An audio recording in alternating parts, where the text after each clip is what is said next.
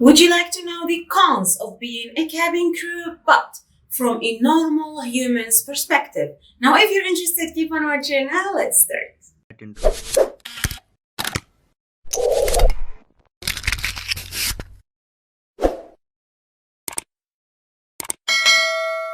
Hello, my lovelies. Welcome back to my channel, Queen MK. My name is Hajar. I'm a cabin crew coach. And in this video, we will talk about the cons of being a cabin crew.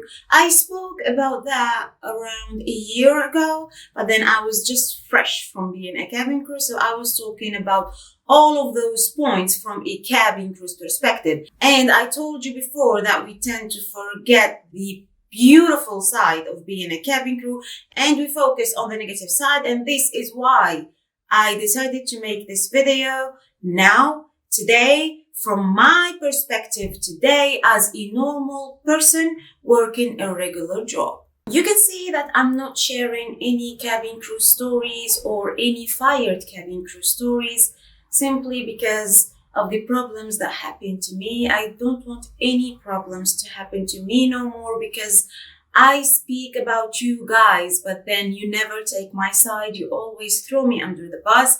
And this is why I decided to just take a break from talking about your stories. I still do receive many messages from you. I can see the comments as well about your stories. I'm really sorry, but I cannot share your stories right now because I feel like I'm not ready to defend you when I know that you will not take my side.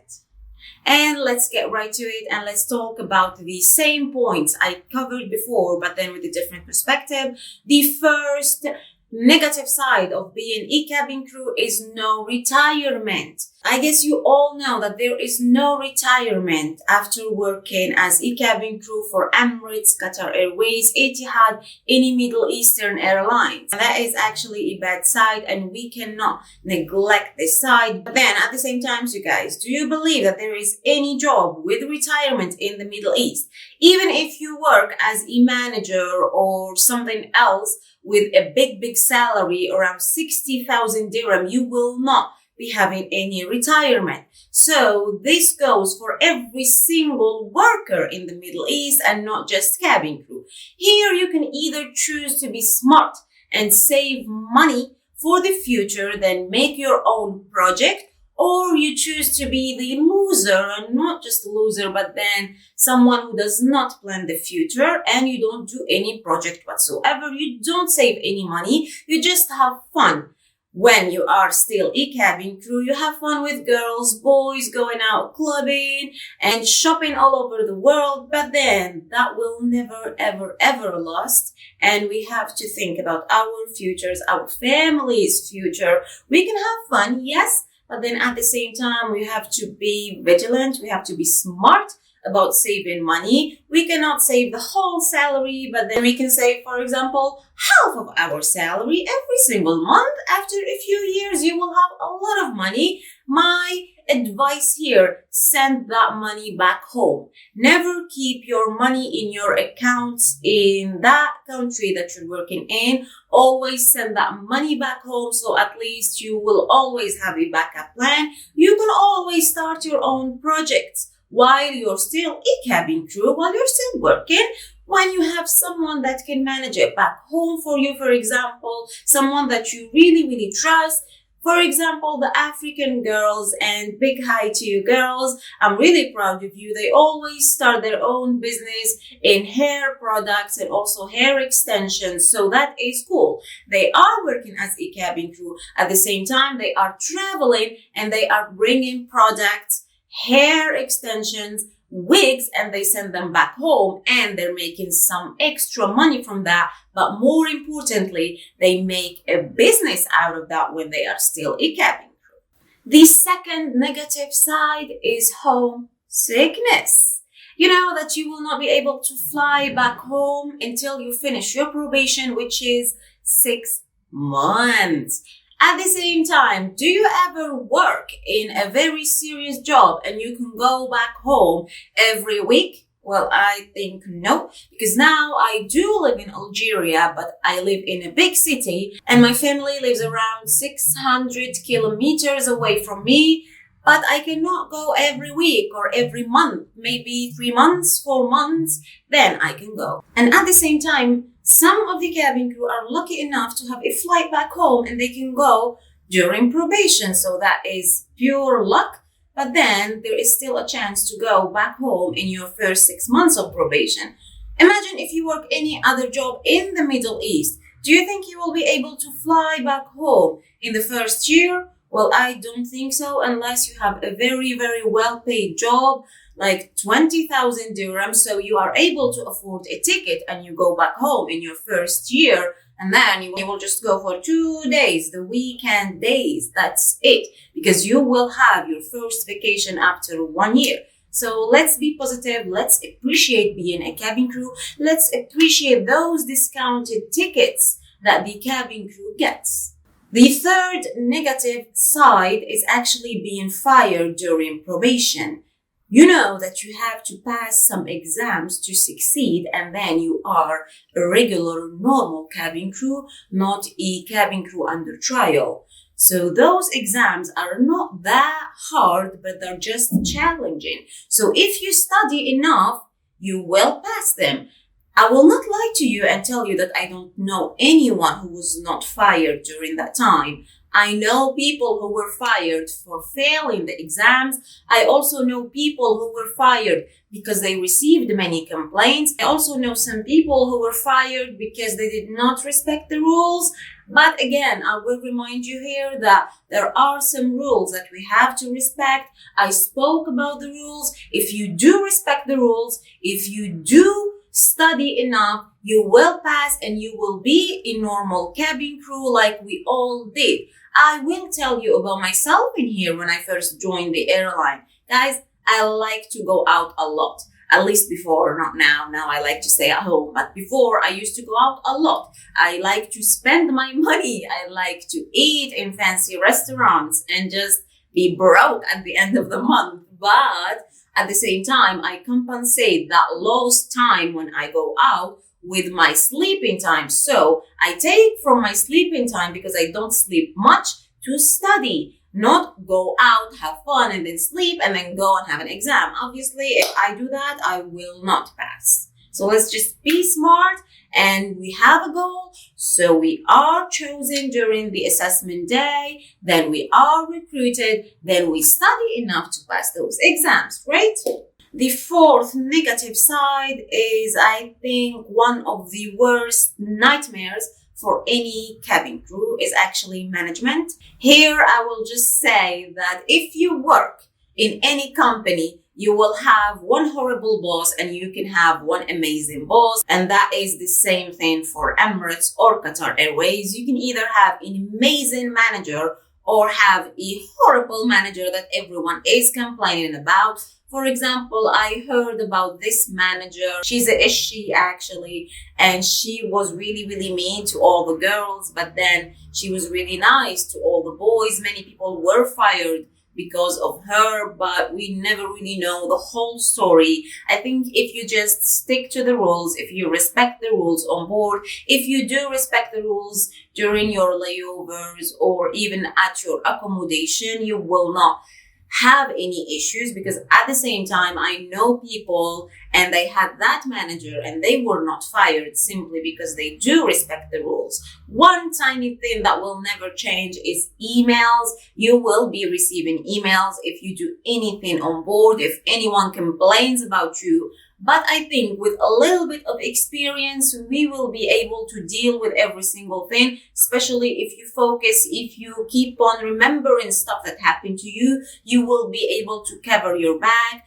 I tend to remember stuff pretty easy. So when I go and meet my manager, I know how to defend myself. Even if I have to lie, I will lie to get myself out of that problem. And you have to do the same thing. If something happened to you on board and you think that will cause you a problem, then please do remember the details. Please do remember the names of the cabin crew that were there with you, because if you talk to your manager and you mention names and you mention some of the details, then they will know that you are saying the truth, that you remember stuff and you are not just negligent. The fifth bad side of being a cabin crew is actually seniority. And you can see my facial expressions when I say seniority. Oh my God, some people actually expect you to just respect them because they are a supervisor, and they expect you to just say yes to every single thing they say because they are a supervisor. Here, I would say, if you know what you're doing, no one can cause you any problem. You don't have to obey them, but then just don't be rude to them and you will be okay. I've seen a story shared on YouTube lately about a senior reporting a normal cabin crew, a fresher cabin crew, because of cleanliness and stuff like that. And at the same time, I've seen that senior saying some things like, you have to respect me because I'm a senior. Well, true, hygiene is really, really important, but I really think that you shouldn't have said that she should have respected you because you are a senior cabin crew, because you are a supervisor or even a purser. We should respect each other because we're human beings, not because of seniority or grades. But at the same time, that respect should be mutual. And when we hear a story from one side, it cannot be the full story. We have to hear a story from both sides so we can know the full story. And I really hope that you get my message here. I will never report someone just because I was recruited a year before them or even 2 years before them.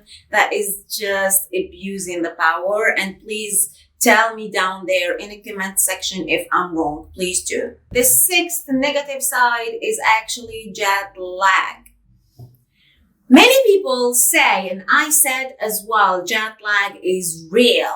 But I think if you're someone who can just schedule your time in a correct manner, you will be okay. Because even business people, even managers who tend to travel a lot, they do have jet lag, but they have to work in those layovers.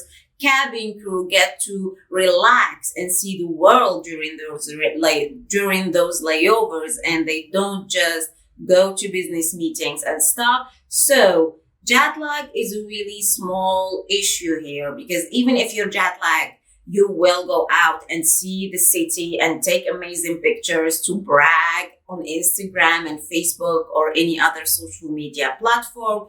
So jet lag here is not really that bad point, but it's actually a positive side of seeing the world.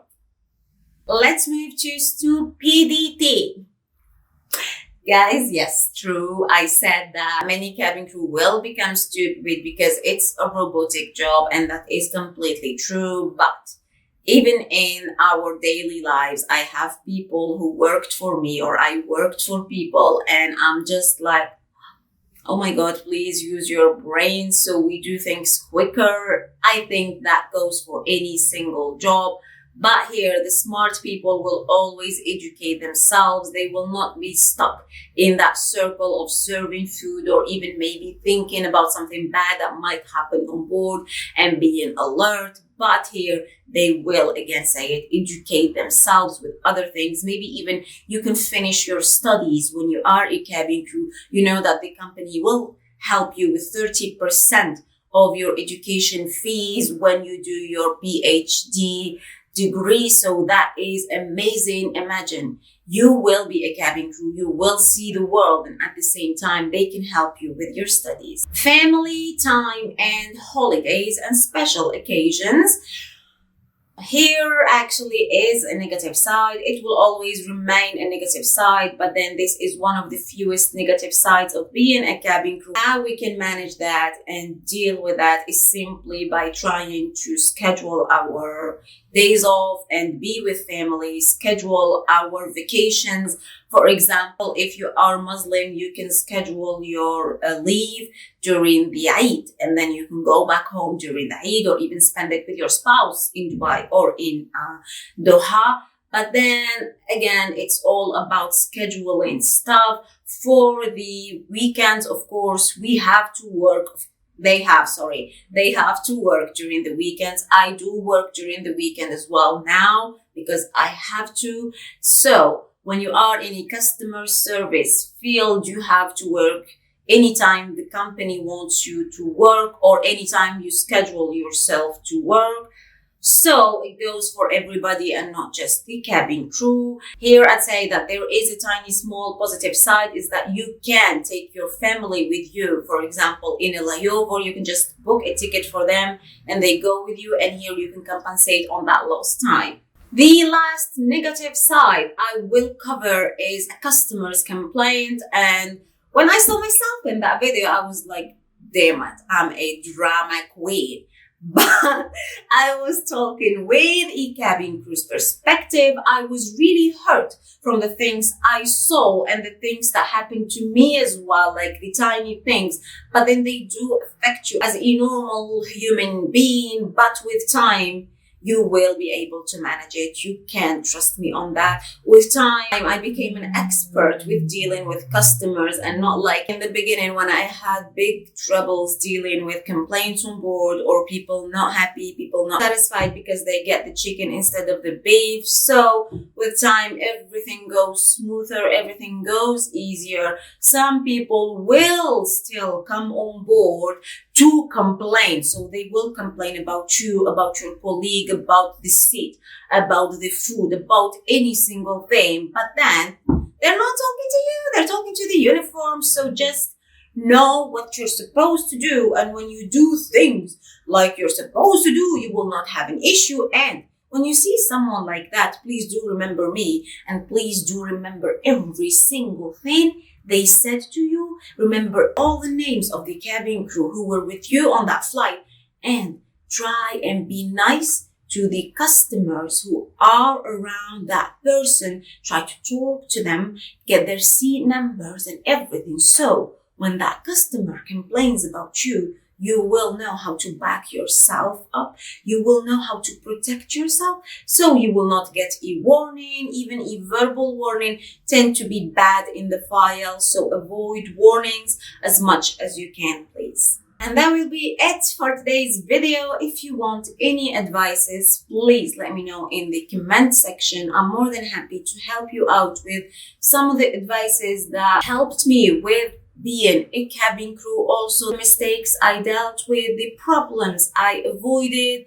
These things tend to happen in every single job, you guys, not just being a cabin crew. All of those bad points or those cons you can find in any single job, and you can actually be happy or miserable. It's your own choice. You can either work as a cabin crew and enjoy those positive sides, or at the same time you can work as a cabin crew and just focus on those negative sides, be friends with those negative people, and just they will influence you with time. Trust me, because if your friends are very negative and they're not happy with that job, they can just leave, right? So try to be happy in that job. Try to visit as many cities as possible and try to save as much money as possible. At the same time, you will learn things from other people's cultures. And when you speak to people,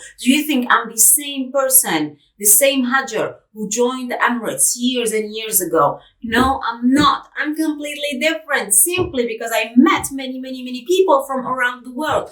I've learned many things. Now, especially now, I can help many people with my experience, and because I have a great memory as well, so I tend to remember so much from the job, so much from the experiences I have. Again, I will repeat, if you need my help, please let me know in the comment section, and see you on the other videos. And take care of yourselves, my lovelies, and bye bye.